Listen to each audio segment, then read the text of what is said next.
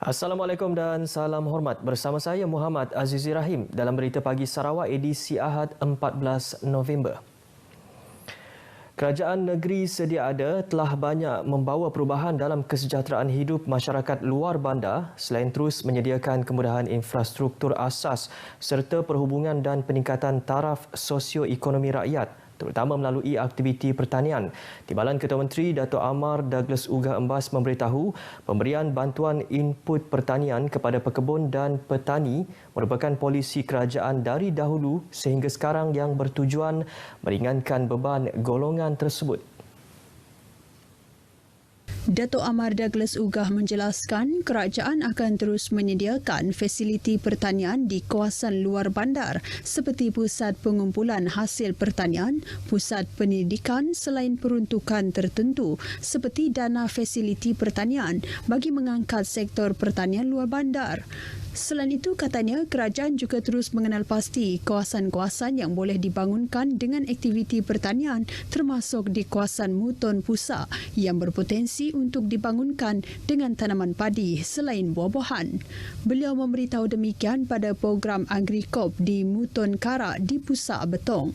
Bagaimanapun katanya kesemua perancangan pertanian tersebut hanya akan dapat dilaksana dengan lancar sekiranya rakyat terus memberi sokongan terhadap agenda pembangunan itu.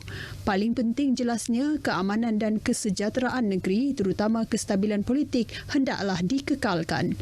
Dato' Amar Douglas turut meluluskan RM500,000 dana fasiliti pertanian untuk melaksanakan aktiviti pertanian dan penternakan di kawasan pusat.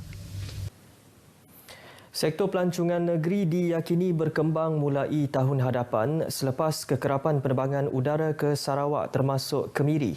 Menteri Muda Pelancongan, Kesenian dan Kebudayaan Datuk Sebastian Ting berkata kemerosotan dalam industri pelancongan dirasai dalam tempoh 2 tahun ini ekoran penularan wabak COVID-19 selain sekatan sempadan antarabangsa. Datuk Sebastian Ting yakin sektor itu kembali pulih dengan pembukaan penerbangan dari Singapura dan negeri lain di Malaysia serta pembukaan sempadan antarabangsa seperti Brunei Darussalam.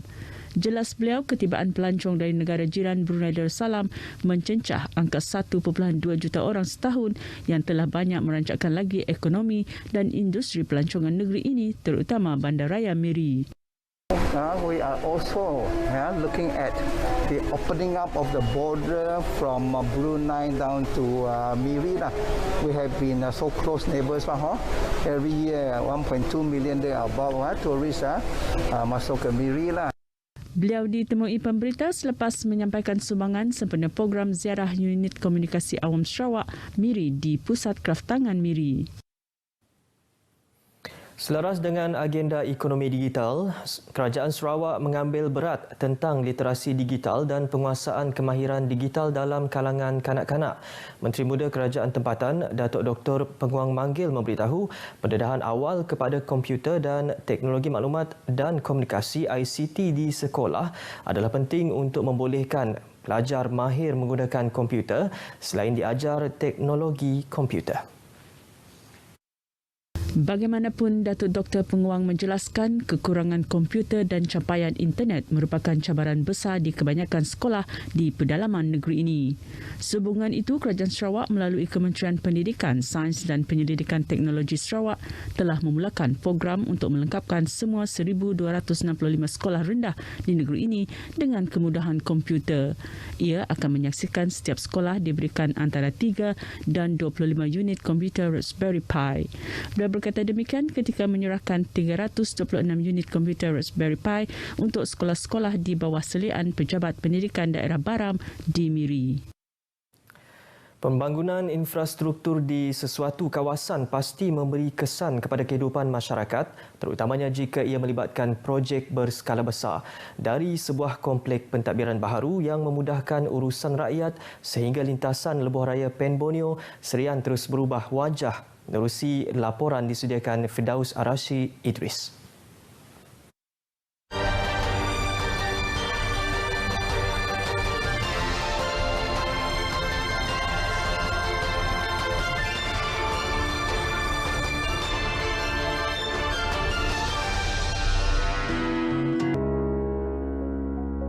diisytiharkan sebagai sebuah bahagian ke-13 pada tahun 2015 oleh Ketua Menteri ketika itu, Allahyarham Bin Sri Adnan Satem. Daerah Serian dan Tebedu bersama-sama Sub Daerah Siburan menjadi bahagian baru di Sarawak. Tahun itu menjadi pencetus kepada pembangunan infrastruktur Serian yang sinonim dengan ikon Raja Buah Durian, yang menyaksikan pembangunan rancak dalam tempoh 5 tahun ini sesuai dengan status sebagai sebuah bahagian. Berdekatan garis senja, kesibukan pekan lama ini dibayangi kompleks pentadbiran Serian yang ikonik dengan seni baru menelan kos RM100 juta kini telah siap dan beroperasi selepas projek tersebut dilancarkan oleh Allahyarham Bin Sri Adnan Satem pada tahun 2016 dan Majlis Pecah Tanah projek dirasmikan oleh Ketua Menteri Datuk Patinggi Tan Sri Abang Johari Tun Openg pada April 2017. Bukan sekadar struktur pentadbiran kerajaan, ia juga akan menjadi sebahagian dalam perancangan Bandar Baru Serian yang terletak pada tanah seluas 145 hektar.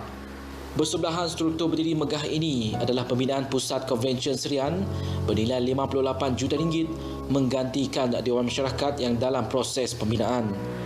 Pusat Konvensyen yang berkeupayaan menampung seramai 2,000 orang pada satu masa ini meliputi kawasan 20,000 kaki persegi dan ia juga turut akan memiliki sebanyak 360 tempat letak kereta dan sebuah kafeteria.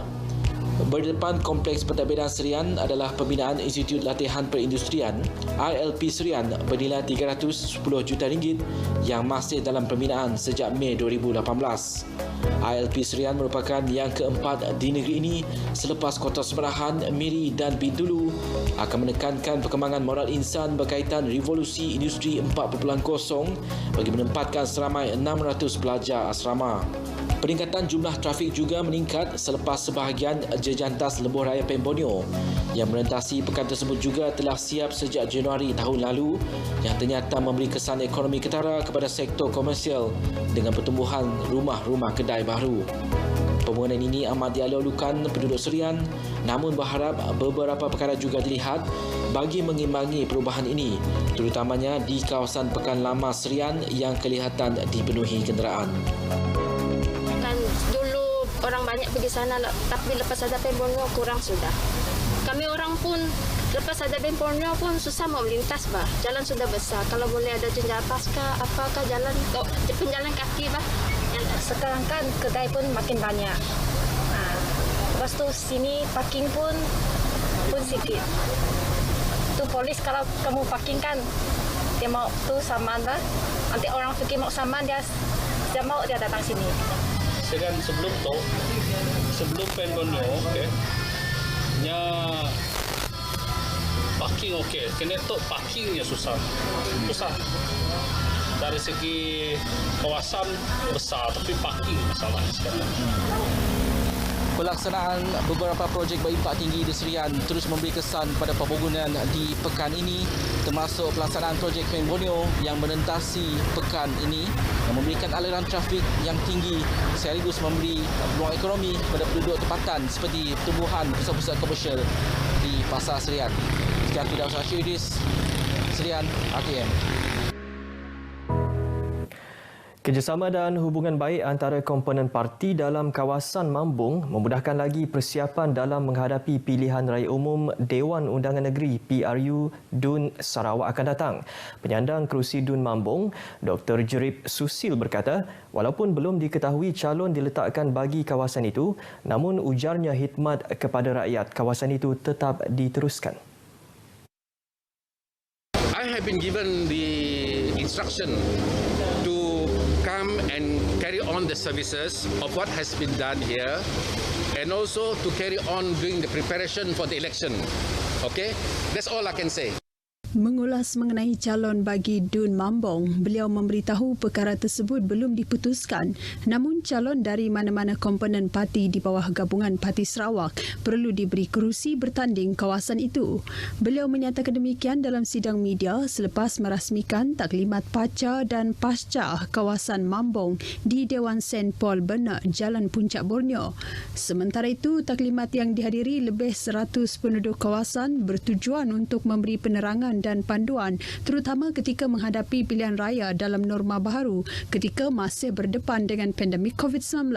Antara yang dititik beratkan adalah pendedahan mengenai prosedur operasi standard yang perlu dipatuhi. Kes harian baru positif COVID-19 di Sarawak terus menunjukkan tren penurunan dengan 399 kes direkodkan semalam berbanding 418 pada Jumaat. Jawatankuasa Pengurusan Bencana Negeri JPBN Sarawak menerusi kenyataan media memaklumkan daripada jumlah yang direkodkan semalam, 392 merupakan kes dalam kategori klinikal 1 tidak mempunyai gejala dan kategori 2 dengan gejala ringan. Sementara itu, 7 kes adalah dalam kategori 3, 4 dan 5 yang melibatkan jangkitan paru-paru, memerlukan oksigen dan ventilator. JPBN juga memaklumkan 22 individu dilaporkan menjadi korban COVID-19 di negeri ini dengan kematian yang direkodkan sejak 3 hingga 12 November melibatkan 11 lelaki dan 11 perempuan berumur antara 54 dan 90 tahun. Jawatankuasa itu turut memaklumkan tiada kluster baru diisytiharkan manakala kluster Kampung Lintang Baru Serian dan kluster Kampung Segedup Kuching diisytiharkan tamat menjadikan 13 kluster masih aktif di negeri ini. Sebanyak 112 tablet diagihkan kepada 3 buah rumah kebajikan di Kuching daripada 38 yayasan amal cinta semalam. Sumbangan tersebut disampaikan oleh Yang Amat Berbahagia Tuh Puan Datuk Patinggi Ragat Kurdi Taib. Rumah kebajikan berkenaan ialah The Salvation Army Boys Home, Upland Salvation Army Homes dan Rumah Kanak-Kanak Tuh Puan Hajah Norkiah Kuching. Pada majlis tersebut, Tuh Puan Datuk Patinggi Ragat Kurdi Taib turut menyampaikan 2 set lengkap komputer kepada Rumah Kanak-Kanak Tuh Puan Hajah Norkiah Kuching. Dalam pada itu, sebanyak 300 kotak pelitup separuh muka juga disumbangkan kepada rumah-rumah kebajikan berkenaan. Sekian berita pagi Sarawak edisi 14 November. Terus amal kawalan Kediri, lindung diri, lindung keluarga. Yang sahih di Berita RTM, saya Muhammad Azizir Rahim. Salam hormat. Assalamualaikum.